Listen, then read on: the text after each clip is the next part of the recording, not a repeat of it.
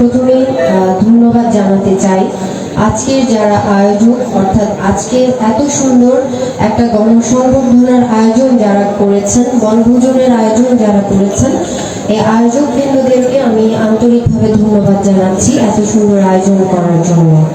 এবং আমি আন্তরিকভাবে ধন্যবাদ জানাচ্ছি, শুভেচ্ছা জানাচ্ছি এবং অভিনন্দন জানাচ্ছি অত্র ইউনিয়নের নবনির্বাচিত চেয়ারম্যান কাজী মাহমুদুল হক সহ যে 12 জন মেম্বার, 9 জন প্লাস আমাদের 3 জন মহিলা মেম্বার যারা নবনির্বাচিত মেম্বার নির্বাচিত হয়েছেন, ওনাদেরকে আমি আন্তরিকভাবে অভিনন্দন জানাচ্ছি, শুভেচ্ছা জানাচ্ছি।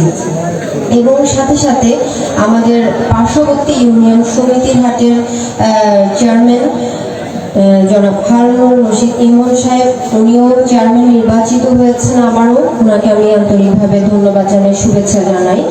এবং আমাদের আবদুল্লাপুরের চেয়ারম্যান জনাব অমিদুল আলম, ওনাকেও আমি অভিনন্দন জানাচ্ছি, শুভেচ্ছা জানাচ্ছি, উনিও আবারও চেয়ারম্যান নির্বাচিত হয়েছেন।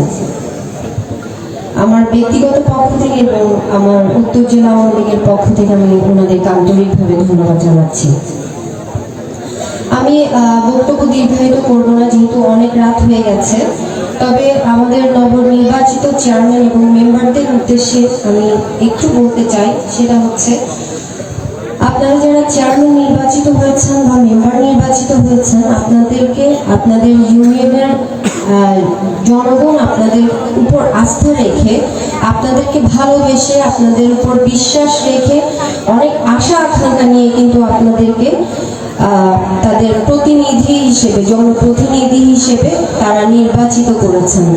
এবং তারা আপনাদের কাছ থেকে কি চায় সেটা হচ্ছে ওনারা আপনাদের কাছ থেকে ওনাদের প্রাপ্য যে বিষয়টা, ওনাদের সেবাটা আমি মনে করি প্রাপ্য, ওনাদের অধিকার, সেই জিনিসটা আপনারা নিশ্চিত করতে পারবেন ভেবে, আপনাদের উপর সেই বিশ্বাসটা রেখে আপনাদেরকে তারা তাদের জনপ্রতিনিধি নির্বাচিত করেছেন। আমি আপনাদের প্রতি অনুরোধ করব, আপনারা যারা জনপ্রতিনিধি নির্বাচিত হয়েছেন, নির্বাচনের পরে আপনাদের দায়িত্ব শেষ নয়, আপনাদের দায়িত্ব আরো অনেক বেড়ে গেছে। আপনারা তাদের যে অধিকার, তাদের সেবা পাওয়ার যে অধিকার, তাদের যে অধিকারগুলো রয়েছে, মৌলিক অধিকার যেগুলো রয়েছে, সেগুলো তাদেরকে আপনারা সঠিকভাবে আপনারা সার্ভ করবেন বলে আমি আপনাদের কাছে বিনীত অনুরোধ করছি। এবং আমরা যারা বিশেষ করে গ্রাম নিয়ে রাজনীতি করি বা গ্রামের মানুষকে সেবা দেওয়ার জন্য আমরা যারা রাজনীতি করছি বা সেবা দান করার জন্য আমরা যারা কাজ করে যাচ্ছি, আমাদের প্রতি মাননীয় প্রধানমন্ত্রীর যে প্রতিশ্রুতি যেটা রয়েছে, গ্রাম হবে শহর, অত্যন্ত গুরুত্বপূর্ণ একটি প্রতিশ্রুতি তিনি আমাদেরকে দিয়েছেন। সেই প্রতিশ্রুতিটা, এই যে গ্রাম হবে শহর, এটার মানে আপনারা যারা রয়েছে, আপনারা আমার সামনে যারা রয়েছেন, আপনারা জানেন আমাদের মাননীয় প্রধানমন্ত্রী কতটুকু উদারতা দেখিয়ে বা কতটুকু আপনাদের কথা চিন্তা করে, গ্রামের মানুষের কথা চিন্তা করে তিনি অনেক বড় একটা প্রতিশ্রুতি তিনি কিন্তু নিয়েছেন। আমরা যারা বা গ্রামে যারা বসবাস করি, তাদের সবসময় একটা ইয়ে থাকে, শহরের মানুষজন আমাদের গ্রামের মানুষজনের থেকে সব ক্ষেত্রে এগিয়ে রয়েছে। বিদ্যুৎ ক্ষেত্রে বলেন, শিক্ষা ক্ষেত্রে বলেন, চিকিৎসা ক্ষেত্রে বলেন, সব ক্ষেত্রে শহরের মানুষজন সামনে এগিয়ে রয়েছে গ্রামের মানুষজন থেকে। এই ধারণা আমাদের সব সময় ছিল এবং এটাই বাস্তবতা ছিল। কিন্তু আমাদের মাননীয় প্রধানমন্ত্রী গ্রামের মানুষ, অর্থাৎ সমগ্র বাংলাদেশের মানুষ যেমন এক কাতারে থাকে, শহরের মানুষ, গ্রামের মানুষ যেন কোনো ভিন্নতা না থাকে, সেই জন্য কিন্তু তিনি এত বড় উদ্যোগটা তিনি নিয়েছেন। তার জন্য তিনি যেটা করেছেন, গ্রাম হবে শহর, সেটার মানে হচ্ছে শহরের প্রত্যেকটা ঘরে ঘরে যেরকম বিদ্যুৎ রয়েছে, তিনি কাজ করে যাচ্ছেন এবং অনেকটাই সফল। সেটা হচ্ছে আমাদের গ্রামেও প্রায় প্রতিটা ঘরে ঘরে কিন্তু তিনি বিদ্যুৎ জ্বালাতে পেরেছেন। এবং আমাদের বছরের প্রথম দিন তিনি শহরের ছাত্রছাত্রীরা যেরকম বিনামূল্যে বই পাচ্ছে, গ্রামের ছাত্রছাত্রীদের হাতেও কিন্তু তিনি বিনামূল্যে বই তুলে দিতে সক্ষম হয়েছে। অর্থাৎ সমগ্র বাংলাদেশের মানুষকে তিনি, অর্থাৎ সমগ্র বাংলাদেশের শিক্ষার্থীদেরকে তিনি বিনামূল্যে বই তুলে দিতে সক্ষম হয়েছে। এবং সেই প্রেক্ষিতে আমাদের এই বছরও প্রায় 34,70,00,000 দিয়েছেন বিনামূল্যে, এই বছরের প্রথম দিনের কথা বলছি। এবং শহরের মানুষজন যেভাবে উন্নত চিকিৎসা পাচ্ছে, গ্রামের চিকিৎসাকে উন্নত করার জন্য তিনি কাজ করে যাচ্ছেন। এবং আপনারা দেখেন এই যে আমরা যদি করোনার কথায় আসি, করোনার আমাদের টিকাগুলো যেভাবে শহরের মানুষজন খুব সহজে পেয়েছে, আমাদের গ্রামের মানুষজনও কিন্তু খুব সহজেই কিন্তু করোনা টিকাগুলো পেয়েছে। আমি যতটুকু জানি, কারণ আমিও গ্রামেই, শহরে থাকলেও আমিও কিন্তু গ্রামে যেহেতু সবসময় আমি আসা যাওয়া করি, আমিও কিন্তু গ্রামে টিকাটা দিয়েছি। এবং আমি জানি যে যতটুকু খবর আমি রেখেছি, যেহেতু আমি আপনাদের সেবা দেওয়ার জন্য কাজ করে যাচ্ছি, আপনাদেরকে নিয়েই কাজ করে যাচ্ছি, আপনারাও যারা টিকা দিয়েছেন খুব সহজভাবে আমাদের ফটিকছড়িতে আপনারা টিকা দিতে পেরেছেন। এবং এভাবেই সমগ্র গ্রামগুলোকে তিনি উন্নত করার জন্য চেষ্টা করে যাচ্ছে। এবং খাদ্যের সহজলভ্যতা যেটা শহরে খুব সহজে আমরা পাই, গ্রামেও কিন্তু তিনি সেই ব্যবস্থাগুলো করে দিচ্ছে। অর্থাৎ ইত্যাদি ইত্যাদি সব ক্ষেত্রেই আমরা গ্রামের যারা মানুষজন রয়েছি, কোনো অংশে যাতে আমরা শহরের মানুষজনের থেকে পিছিয়ে না থাকি, আমরাও যেন সমসাময়িকভাবে তাদের সাথে তাল মিলিয়ে চলে যেতে পারি, সেজন্যই কিন্তু তিনি এই মহান উদ্যোগটি তিনি গ্রহণ করেছেন। আজকে আমাদের মাননীয় প্রধানমন্ত্রী টানা ক্ষমতায় থাকার কারণে আমাদের দেশ আজকে উন্নয়নশীল দেশে রূপান্তরিত হয়েছে মধ্যম আয়ের দেশ থেকে। এটা অনেক বড় একটা বিষয় আমাদের দেশের জন্য, যেটা অন্য কোনো সরকারের আমলে অনেক ক্ষেত্রে আমরা পিছিয়ে ছিলাম। আমাদের মাননীয় প্রধানমন্ত্রী জননেত্রী শেখ হাসিনার হাত ধরে আমাদের দেশ এক উন্নয়নের রোল মডেল হিসেবে বিশ্বের দরবারে আমরা আজকে মাথা উঁচু করে দাঁড়াতে পারছি। যাই হোক, আমাদের যারা চেয়ারম্যান বৃন্দ এখানে উপস্থিত রয়েছেন, ওনাদের প্রতি আমার অনুরোধ থাকবে, অত্যন্ত গুরুত্বপূর্ণ যে বিষয়টি সেটা হচ্ছে মাদক থেকে আমাদের বিভিন্ন ফটিকছড়িকে মুক্ত করতে হবে। তো আপনারা যারা চেয়ারম্যান বৃন্দ এখানে, চেয়ারম্যান সাহেবেরা বা মেম্বার সাহেবরা বা জনপ্রতিনিধিরা যারা এখানে উপস্থিত রয়েছেন, যার যার ইউনিয়নে যদি আপনারা সেই উদ্যোগটি আপনারা নেন, যেখানে আপনারা মাদক সেবনকারীকে আপনারা দেখবেন, সেখানে আপনারা প্রতিহত করবেন, আইনের হাতে তাদেরকে তুলে দিবেন। আমরা যদি এভাবে করে আমরা প্রতিহত করতে পারি, তাহলে অবশ্যই আমরা আমাদের ফটিকছড়ি থেকে মাদক নির্মূল করতে পারবো বলে আপনাদের সকলের সহযোগিতায় আমি বিশ্বাস করি। এই জন্য কিন্তু আমাদের সকলকে সচেতন থাকতে হবে, সকলকে কাজ করে যেতে হবে একযোগে। এবং খেয়াল রাখতে হবে আমাদের যারা তরুণ সমাজ রয়েছে, যারা যুবক সমাজ রয়েছে, আপনাদের প্রতি আমার সেটাই অনুরোধ থাকবে, আপনারা দয়া করে খেলাধুলা করবেন, পড়াশোনার দিকে মনোযোগী হবেন, ভালো ভালো কাজগুলো, সমাজসেবামূলক কাজগুলো আপনারা করবেন। আপনারা বিভিন্ন ধরনের উন্নয়নমূলক কাজে আওয়ামী লীগকে সহযোগিতা করবেন। সেই দিকগুলো যদি আপনারা করেন, তাহলে নিশ্চয়ই আপনারা এই ধরনের অসৎ যে বিষয়গুলো রয়েছে সেগুলো থেকে নিজেদেরকে দূরে রাখতে পারবেন এবং যুব সমাজ, ছাত্র সমাজকেও আপনারা দূরে রাখতে পারবেন বলে আমি বিশ্বাস করছি।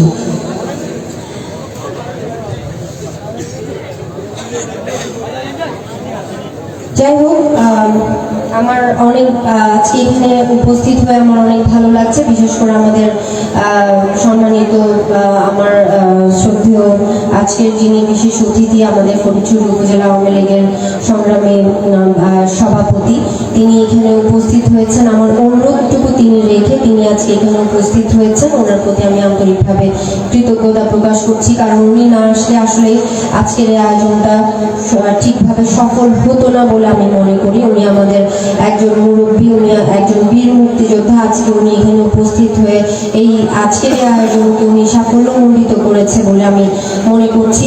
উনি যে আন্তরিকতা দেখিয়েছেন এই আমাদের আজকের এই চেয়ারম্যানের প্রতি বা আজকের এই অনুষ্ঠানের প্রতি, এবং আরও একজন যিনি সদ্য আমাদের থেকে বিদায় নিয়েছেন অত্র ইউনিয়নের আরেকজন সফল চেয়ারম্যান, উনিও যে উদারতা দেখিয়েছেন এবং যে সহযোগিতা করবেন বলে তিনি ইচ্ছা প্রকাশ করেছেন, তার জন্য ওনাকে আমি ধন্যবাদ জানাচ্ছি।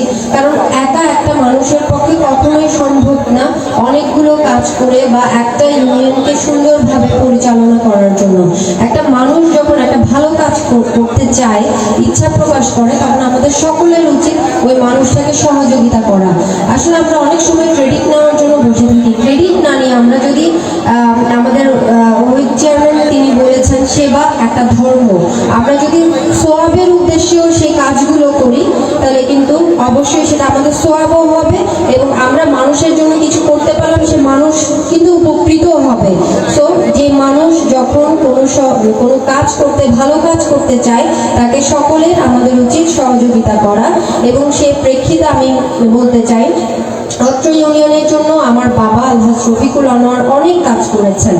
এই বিশেষ করে বারবার যে শান্তিরহাট থেকে ক্ষীরাম পর্যন্ত যে অর্থাৎ শান্তিরহাট মডেল রোড, যেটার কথা বারবার এখানে উঠে আসছে, অনেকেই এখানে বলেছেন, সেই শান্তিরহাট আমাদের সভাপতি সাহেব তিনি বলেছেন এই শান্তিরহাট মডেল রোডটি প্রথমেই আমার আব্বু যখন 96 সালে জাতীয় সংসদ সদস্য নির্বাচিত হয়েছেন তখন তিনি 96 সালে এটাতে প্রথমে মাটির কাজ করেন এবং 99 সালে তিনি এখানে ব্রিক দিয়ে কাজ, এই রোডটি তিনি প্রথম করিয়ে দিয়েছেন এবং সেই থেকে এই পর্যন্ত এই রোডটির আর কোনো সংস্কার পর্যন্ত হয়নি। এখন বারবার এখানে যে এই রোডটার জন্য আমাকে বলা হয়েছে, অবশ্যই আমি আন্তরিকভাবে আমার এই রোডটার প্রতি আমার আন্তরিকভাবে চেষ্টা থাকবে। আমি চেয়ারম্যান সাহেবকে এবং এখানে আমাদের সভাপতি সাহেব তিনি সহ সাবেক চেয়ারম্যান কায়ুম সহ আরও যারা রয়েছেন ওনাদের প্রতিও আমার অনুরোধ থাকবে, আমার অবশ্যই চেষ্টা থাকবে এই রোডটি আপনারা শান্তিরহাট অর্থাৎ শান্তিরহাট থেকে ক্ষীরাম পর্যন্ত সম্ভবত চৌমনি পর্যন্ত এই রোডটি করে দেওয়ার জন্য আপনারা একটা দরখাস্ত দিবেন বা আমি আপনাদেরকে একটা, এই রোডটির জন্য আমি আপনাদেরকে একটা ডিউ দিয়ে দিব। এবং এটার জন্য যেখানে যেখানে বলতে হয়, আসলে এখন এমন একটা রাজনীতি, একটা বিশ্রী রাজনীতি আমাদের এখানে হয়ে গেছে। আমি আন্তরিকভাবে চেষ্টা করবো বলে যাচ্ছি এই রোডটি কিভাবে হবে। আমাকে দমানোর জন্য, উল্টাটা করার জন্য কিন্তু অনেক মানুষ এখানে বসে থাকবে, যার কারণে অনেক কথা ইচ্ছা করলেও আমি বলতে চাই না।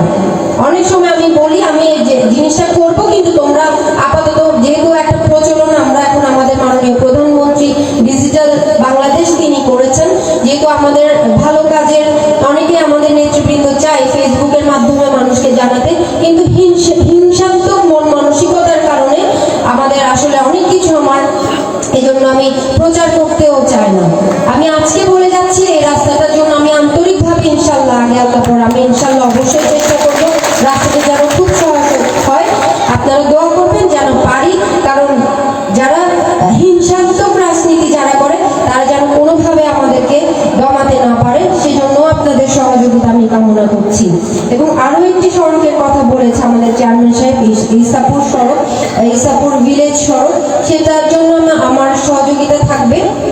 আপনি চেষ্টা করে যাবেন, আমি সহযোগিতা করব। তবে আমি যে রোডটার জন্য যেটা বেশি জরুরি শান্তিরহাট থেকে ক্ষীরাম চৌমনি পর্যন্ত, সেই রোডটার জন্য আমি অবশ্যই আপনারা দরকার হলে কালকে আসুন, আমি ইনশাল্লাহ এটার জন্য উদ্যোগ নিব ইনশাল্লাহ।